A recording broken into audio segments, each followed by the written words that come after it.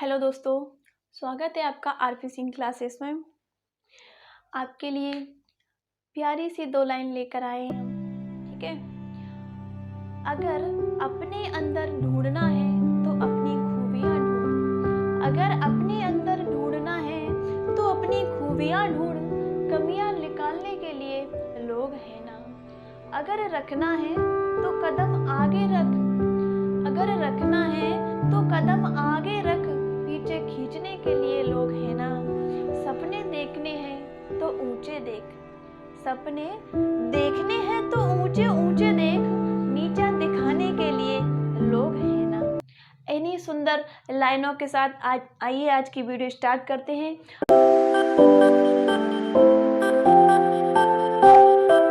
आज का अपना टॉपिक है स्वरों का उच्चारण स्थल। तो अपन वीडियो स्टार्ट करते हैं। अपन पढ़ते हैं हिरस्य स्वर।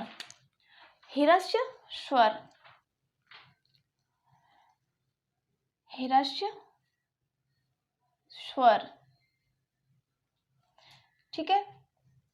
हिरस्य स्वर जिन्हें मूल स्वर कहते हैं या प्राथमिक स्वर कहते हैं। इन्हीं से मिलकर सारे स्वर बनते हैं। जैसे दीर्घ स्वर होते हैं, जटिल स्वर होते हैं, संधि दीर्घ स्वर होते हैं। सारे स्वर हिरस्य स्वरों से मिलकर ही बनते हैं। तो अपन इनके उच्चारण स्थल जानेंगे कि क्या क्या इनके उच्चारण स्थल हैं। ठीक है। तो अपन पहले समझते हैं कि हिरस्य स्वर हैं कौन कौन से।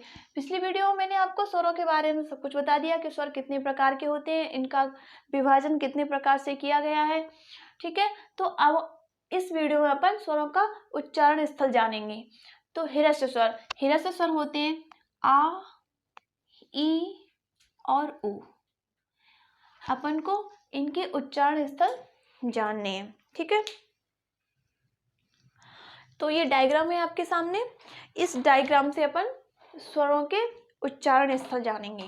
ठीक है। तो सबसे पहला अपना स्वर है आ। अपन जानेंगे कि आ का उच्चारण स्थल क्या होता है। जैसे ही अपन ने आ बोला तो अपने अंदर से एक आवाज निकली। ठीक है। ध्वनि निकली। तो वो कहाँ से होकर निकली? कंठ से होकर निकली।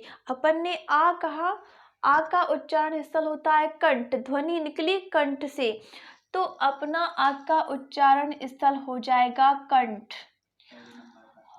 ओके। पहला स्वर होता है आ, तो अपन अपनी ध्वनि निकली कहाँ से? कंठ से होकर निकली। तो पहले स्वर का उच्चारण स्थल हुआ कंठ। ठीक है। अब अपन ने दूसरा अपना स्वर है ई। जैसे ही अपन ने ई बोला तो जो अपनी जीभ है वो अपने मुंह की जो छत है, ये वाला स्थान, जैसे अपन ई बोलते हैं ई, तो अपनी जो जीभ है वो इस स्थान से जाकर टकराती है। इसे अपन कहते हैं तालव्य। जो खुरदरा स्थान होता है अपने मुंह के अंदर, जिसे अपन तालव्य कहते हैं। तो जो ध्वनि है वो कंठ से निकली और जाकर के कहाँ टकराती है? तालव्य से टकराती है। ठीक है। तो ई का उच्चारण स्थल हो गया तालव्य। ओके। उसके बाद अपन ने कुछ बोला, ध्वनि निकली कंठ से होते हुई तालव्य से टकराई और होठों से होते हुई बाहर निकलेगी। तो उसके बाद अपना तीसरे नंबर का जो हिरस्य स्वर है वो है उ। उ का उच्चारण स्थल होता है ओष्ठ। तो हिरस्य स्वर होते हैं आ, ई, उ। आ का उच्चारण स्थल होता है कंठ, ई का उच्चारण स्थल होता है तालव्य और उ का उच्चारण स्थल होता है ओष्ठ। इसके बाद जो भी स्वर बने हैं, अपने 11 स्वर होते हैं, वो सारे स्वर आ, ई, उ इनसे मिलकर ही बने होते हैं। अपना है हिरस्य स्वरों के उच्चारण स्थल पढ़ लिए। अब अपन पढ़ेंगे सरल दीर्घ स्वर। इनके उच्चारण स्थल क्या है? सरल दीर्घ स्वर। ठीक है।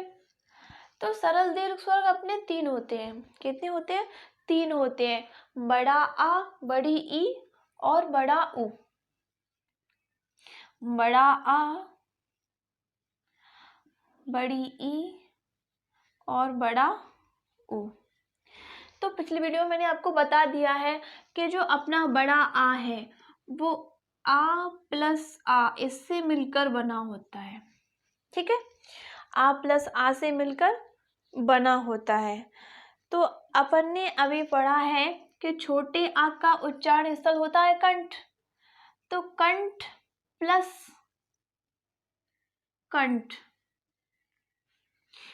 कंठ प्लस कंठ, छोटा आ प्लस छोटा आ, इससे मिलकर बनता है बड़ा आ। तो बड़े आ का उच्चारण स्थल भी क्या होगा? कंठ होगा। अगला सरल दीर्घ स्वर होता है बड़ी ई। तो अपनी बड़ी ई बनती है छोटी ई प्लस छोटी ई, इससे मिलकर बनती है बड़ी ई। तो अपन पहले पढ़ चुके हैं कि छोटी ई का उच्चारण स्थल तालव्य होता है। तो तालव्य प्लस तालव्य बराबर क्या होता है? तालव्य। तो छोटी ई का उच्चारण स्थल भी क्या हो गया? तालव्य हो गया। बड़ी ई का उच्चारण स्थल भी तालव्य हो गया। अगला सरल दीर्घ स्वर होता है तीसरे नंबर का बड़ा ऊ। तो बड़ा ऊ हमने बताया था कि वो छोटा ऊ प्लस छोटा ऊ दोनों से मिलकर बना होता है। और अपन पढ़ चुके हैं कि छोटे ऊ का उच्चारण स्थल क्या होता है? ओष्ठ होता है। तो ओष्ठ प्लस ओष्ठ, ओष्ठ प्लस ओष्ठ मिलकर क्या बनता है? ओष्ठ। तो बड़े ऊ का उच्चारण स्थल भी क्या हो गया? ओष्ठ हो गया। ठीक है, अपन ह्रस्व स्वर पढ़ चुके हैं, सरल दीर्घ स्वर पढ़ चुके हैं। अब आगे अपन पढ़ेंगे संधि दीर्घ स्वर होते हैं। ठीक है, तो वो क्या होते हैं? वो होते हैं छोटी ए, बड़ी ए, आई, ओ और औ। तो पिछली वीडियो में आपको बताया था कि छोटी ए बनती है छोटा आ प्लस छोटी ई। छोटा आ प्लस छोटी ई, इन दोनों से मिलकर अपनी ए बनती है छोटी ए। ठीक है, तो अपन पहले ही पढ़ चुके हैं कि छोटे आ का उच्चारण स्थल क्या होता है? कंठ होता है। प्लस छोटी ई का उच्चारण स्थल होता है तालव्य। क्या होता है? तालव्य होता है। तो अपनी जो छोटी वाली ए है वो कंठ प्लस तालव्य दोनों से मिलकर बनाए तो छोटी ए का उच्चारण स्थल क्या हो गया? कंठ तालव्य। ठीक है, अगली है बड़ी ए। बड़ी ए का उच्चारण स्थल क्या होता है? बड़ी ए का उच्चारण स्थल होता है छोटा आ प्लस बड़ी ई। क्या होता है? छोटा आ प्लस बड़ी ई। तो अपन ने पढ़ लिया है कि छोटे आ का उच्चारण स्थल होता है कंठ और बड़ी ई का उच्चारण स्थल क्या होता है? तालव्य। तो अपनी जो आई है, बड़ी वाली ए है, वो कैसे मिलकर बनती है? कंठ तालव्य से। कंठ तालव्य। बड़ी ए का उच्चारण स्थल हो गया कंठ तालव्य। अगला अपना जो स्वर है वो है ओ। तो ओ का कैसे मिलकर बनता है? छोटा ओ बनता है छोटा आ प्लस छोटा ऊ। कैसे मिलकर बनता है? छोटा आ प्लस छोटा ऊ। तो अपन जानते हैं कि छोटे आ का जो उच्चारण स्थल है वो होता है कंठ प्लस छोटे ऊ का उच्चारण स्थल होता है ओष्ठ। तो ओ का उच्चारण स्थल क्या हो गया? कंठ ओष्ठ। ठीक है, अगला है औ। तो औ का उच्चारण स्थल क्या होता है?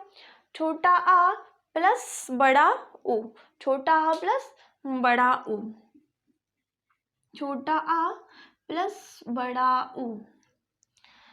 तो अपन ने पढ़ा है छोटे आ का उच्चारण स्थल कंठ प्लस बड़े ऊ का उच्चारण स्थल ओष्ठ, इन दोनों से मिलकर बना है औ। तो औ का उच्चारण स्थल हो गया कंठ ओष्ठ। क्या हो गया? कंठ ओष्ठ। ठीक है। अपन ने पढ़ा हिरस्य स्वर, स्वरों का उच्चारण स्थल क्या क्या होता है। तो सबसे पहले होते हैं हिरस्य स्वर। हिरस्य स्वर 3 होते हैं। कौन कौन से होते हैं? आ, ई और उ। ठीक है। आ का उच्चारण स्थल अपन ने पढ़ा कंठ होता है, क्योंकि अपन आ बोलते हैं तो अपनी ध्वनि कंठ से होकर निकली, तो आ का उच्चारण स्थल हो गया कंठ। अब अपन ई बोलते हैं, जैसे ही ई बोलते हैं तो अपना जो जीभ है वो अपने मुंह की छत से टकराती है, और जहाँ टकराती है उस स्थान को अपन क्या कहते हैं? तालव्य कहते हैं। तो छोटी ई का उच्चारण स्थल क्या हो गया? तालव्य हो गया। ठीक है। अब अपन ने बोला ऊ, अपन ऊ बोलते हैं तो ध्वनि कैसे निकलती है? होठों से होकर निकलती है। तो छोटा ऊ, उसका उच्चारण स्थल क्या हो गया? ओष्ठ हो गया। और इन्हीं हिरस्य स्वरों से मिलकर, इन्हीं स्वरों को मूल स्वर कहते हैं, इन्हीं को प्राथमिक स्वर कहते हैं। इनसे ही मिलकर सारे सरल दीर्घ स्वर बनते हैं, और इनसे ही मिलकर के संधि दीर्घ स्वर बनते हैं। ठीक है। तो अपने टोटल स्वर पिछली वीडियो में बताया कि 11 होते हैं, और अपन ने स्वरों का विभाजन भी पढ़ लिया और स्वरों का उच्चारण स्थल भी पढ़ लिया। ओके। अगर हमारी वीडियो आपको अच्छी लगी हो तो हमारी वीडियो को ज़्यादा से ज़्यादा लोगों तक पहुंचाएं, इसे शेयर करें, सब्सक्राइब करें। हमें आप लोगों के सपोर्ट की बहुत ज़रूरत है, तो हमारे चैनल को ज़्यादा से ज़्यादा लाइक, शेयर और सब्सक्राइब करें।